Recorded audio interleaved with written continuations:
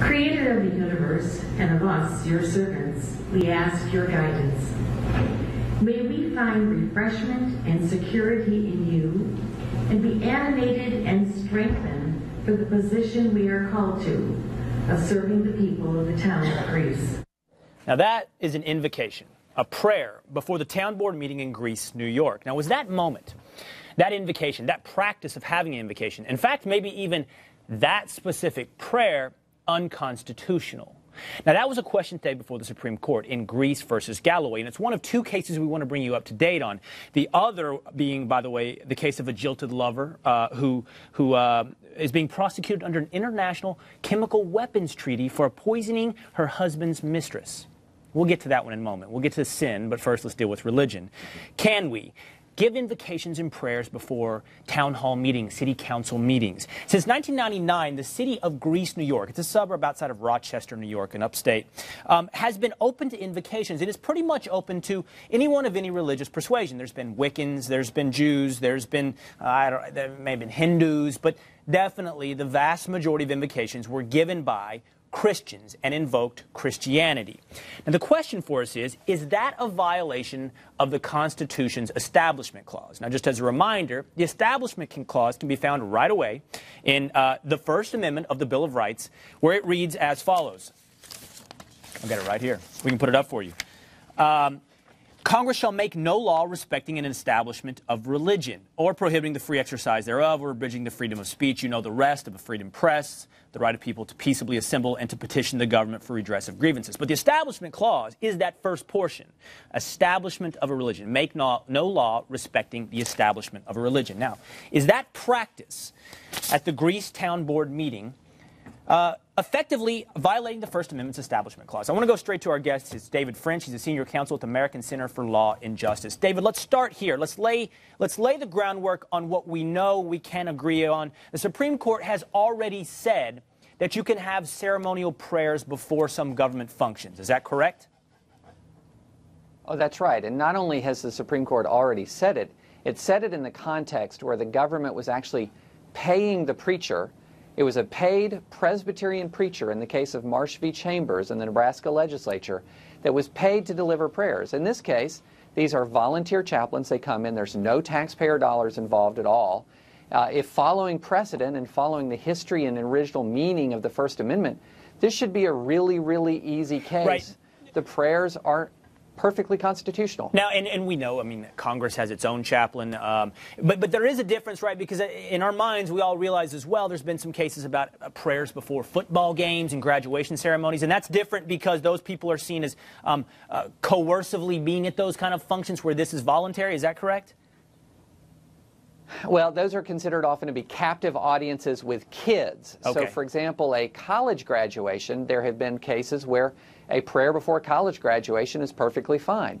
But a prayer before a high school graduation is different because it's a captive audience, often with children. Right. So okay. that's a different thing. I think those cases were wrongly decided, but that's the But it's a different thing. So what we know is you're allowed to have some ceremonial prayer before government functions. The question is, what kind of prayer? Can you invoke Christianity, Jesus Christ, these kind of concepts specifically in a prayer? Is it seen as exclusionary to other religions? Now, that's the issue the Supreme Court looked at today. Where do you fall on this? Well, first, this is the private speech of the chaplains. If the town council were to tell these chaplains, you must say these things and you must avoid these other things, you're interfering with their private speech. And then there's a whole other issue here is, what is this case doing in federal court? The only injury the two plaintiffs alleged here was that they felt offended. They were offended by these prayers, where there are things that offend me all the time. I don't have a right to sue about it. And we wish the court had focused on that more than it did in the oral argument. Why is this case in the Supreme Court anyway? Right. Well, Will, one of the defenses, my understanding is one of the defense that they're using for saying that this prayer is okay is because there's like a historical statute kind of set up for it, that it has historical relevance. Is it not right? That was the argument. So David mentioned the 1983 case that set up the ability for government bodies to have prayers before, Yes. and it relied on the historical precedent of the United States government having prayers embedded in almost every type of government function. Okay, right. So I agree with that, and I think that's a fair argument because since 1774, they've had congressional prayers. I think it's different in this situation. This is why I think this may violate the Establishment Clause in my mind, because there is no historical establishment for this town to be having those prayers. They stopped doing it and started doing it again in 1999, so I think that changes the situation. There's also always this absolutism from the anti-religious quarters in this country that, everything in the Constitution is subject to debate and discussion with them, except for this. Any religion in the public sphere has to be immediately eradicated, stamped out, eliminated. They have to raise issues to the highest court in the land with it. I think you get a sense of just where they come from with this. I mean, they believe that there is an absolute right to never have to be subjected to the religious beliefs of others, and yet they don't see that that's incoherent with their versions of the rest of the Constitution, which always there are exceptions. Always there's some reasonable standard that people apply. So, Ben, I want to make sure everybody understands the issue the Supreme Court was trying to decide today, and that is, did these kind of prayers, the explicitly Christian prayers, did they exclude people and therefore violate the Constitution? The question became, how do you make a prayer that is broad enough to include everybody? How do you, and Justice Scalia asked us today, how do you do one? How do you develop a prayer that includes devil worshippers? How do you bring one in that makes atheists comfortable? You can't, and the court can't decide these lines for you. Well, one of the things that I think is interesting, I mean, the most significant implication from this case, from my perspective, is the impact that it would have on the Lemon Test. And I'd actually like to go back to David, if we could, and ask him to sort of outline for us what that test actually is, what it means in terms of the way that courts have looked at issues like this, and whether this case has a potential to maybe drive a stake through the heart of it. David? Well, the Lemon Test it's essentially a neutrality principle. It says that does your state action have the primary purpose or effect of advancing a religion? Now, let's be clear about the Lemon Test. This is a judge-created test. It is not based on the language, the text, the history of the First Amendment.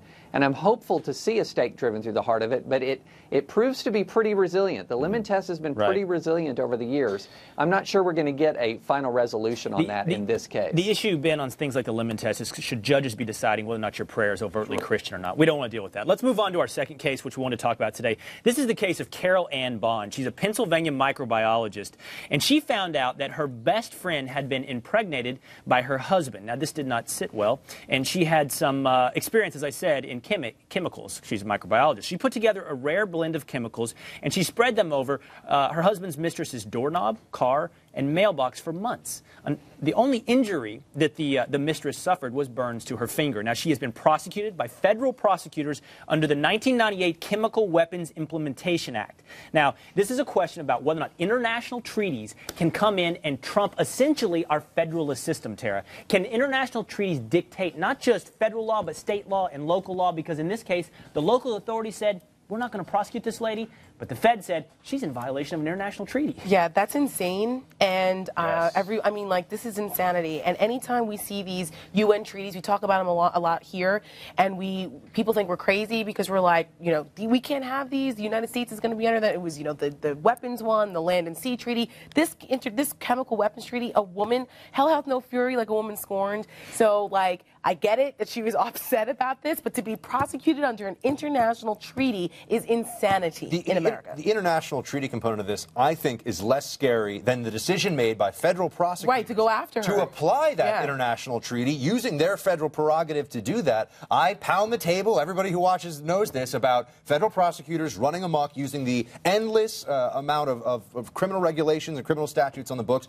to go after people for their own careers, to make examples out of people. The local authorities said, look, no big deal, not really a big harm, not really a big foul, don't do this anymore. Local authorities didn't want to prosecute her. Right. Federal authorities are prosecuting her under this federal chemical weapons treaty ban. It's insanity, and you just have to understand that unless people stop deferring to the federal government, this thing is going to keep happening. I think probably we maybe can all agree that the local government probably made a mistake in not trying to prosecute her, because there was something going on. She may not have been good at trying to hurt her, but she did. Yeah. But either way, there is a precedent, to go back to what you talked about, of the federal government taking a law that's supposed to be more scenario, like I think of the RICO statute and applying it much more Everything, broadly. right. So that is a If they want to get Yeah, it for but the attempted federal murder, government- I guess they but could have yes. tried. They're completely out of control. Not a very good Yes. microbiologist, apparently. Fair. David, I know, where, that's- where do you think the court's going to fall on this? It becomes a question. I think Chief Justice Roberts asked it. Can a treaty, can an international treaty then come in and subvert the entire federalist democratic system?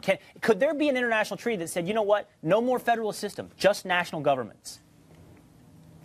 I think, I mean, when push comes to shove on this, I really think the Supreme Court is going to hold against the government. I mean, going back to law school, we learned something called the red face test. And the red face test, if you can't make an argument without blushing when you describe it because it's so crazy and overreaching, maybe you should rethink it. It's a highly idea of applying an technical international principle, chemical right. weapons ban.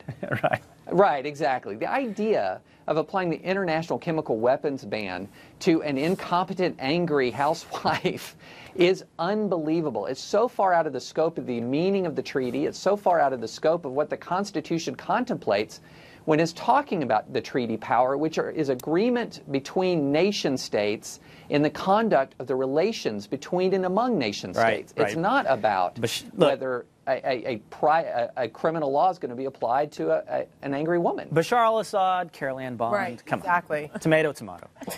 All right. Thanks, David. We appreciate you being with us tonight. Thank you.